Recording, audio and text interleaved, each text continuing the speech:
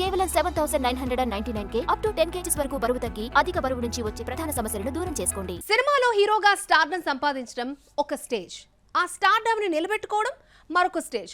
కానీ ఇప్పుడు ట్రెండ్ మారిపోయింది. హీరోలు కేవలం ఒక క్రాఫ్ట్ కే పరిమితం కావడం లేదు. ప్రొడక్షన్, రైటింగ్, సింగింగ్, డైరెక్షన్ అంటూ వేరే క్రాఫ్ట్స్ కూడా టేకప్ చేస్తున్నారు. రామ్ చరణ్ నుంచి కిరణ్ అబ్బవరం వరకు జరుగుతున్న ఈ ట్రాన్స్ఫర్మేషన్ టాలెంట్ ఎక్స్ప్లోరేషన్, స్టార్డమ్ నిలబెట్టుకోవడం కోసమా? రామ్ చరణ్ కి RRR తో గ్లోబల్ ఇమేజ్ వచ్చింది. ఇదే సమయంలో ప్రొడక్షన్, ప్రెజెంటేషన్ లాంటి ఇతర క్రాఫ్ట్స్ లో కూడా అడుగులు వేస్తున్నాడు చెర్రీ. నిఖిల్ సిద్ధార్థ్ హీరోగా తెరకెక్కుతున్న ది ఇండియా హౌస్ ప్రాజెక్టుకు సమర్పకుడిగా వన్ ఆఫ్ ది ప్రొడ్యూసర్ గా చేయడం ఇండస్ట్రీలో చర్చగా మారింది. లండన్ లో జరిగిన విప్లవాత్మక ఉద్యమాల బ్యాక్డ్రాప్ లో తెరకెక్కుతున్న ఈ హిస్టారికల్ డ్రామా కంటెంట్ పరంగా స్ట్రాంగ్ ప్రాజెక్ట్ గా కనిపిస్తోంది. ఇది రామ్ చరణ్ కెరీర్ లో గ్రోత్ స్టెప్పా లేక ఫోకస్ డైవర్ట్ అవుతున్న సిగ్నలా అనే డిస్కషన్ కి దారితీస్తోంది. ఇది ఫస్ట్ టైం కాదు.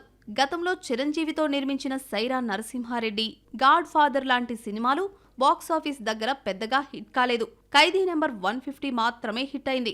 ఆచార్యకి కూడా సమర్పకుడు రామ్ చరణే అయితే ఈ సినిమా భారీ డిజాస్టర్ అయింది. అంటే ప్రొడక్షన్ లో రిస్క్ ఎంతుందో క్లియర్ గా కనిపించింది.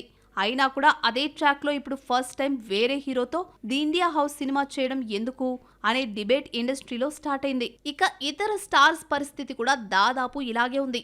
ఇప్పటికే నాని ఇటు హీరోగా అటు ప్రొడ్యూసర్ గా 2 పడవల ప్రయాణం బ్యాలెన్స్ చేస్తున్నాడు. Ram Pothineni first time lyricist గా మారి ఆంధ్ర కింగ్ తాలూకాలో పాట రాశాడు. కానీ ఆ సినిమా నెగిటివ్ రిజల్ట్ ఇచ్చింది.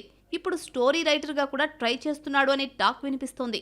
ఇక కిరణ్ అబ్బవరం స్టార్ హీరోగా ఇంకా పూర్తిగా ఇండస్ట్రీలో నిలదొక్కుకోక ముందే ప్రొడ్యూసర్ గా మారి తిమ్మరాజుపల్లి టీవీ అనే సినిమా చేశాడు. ఈ నెల 17న రిలీజ్ కానుంది.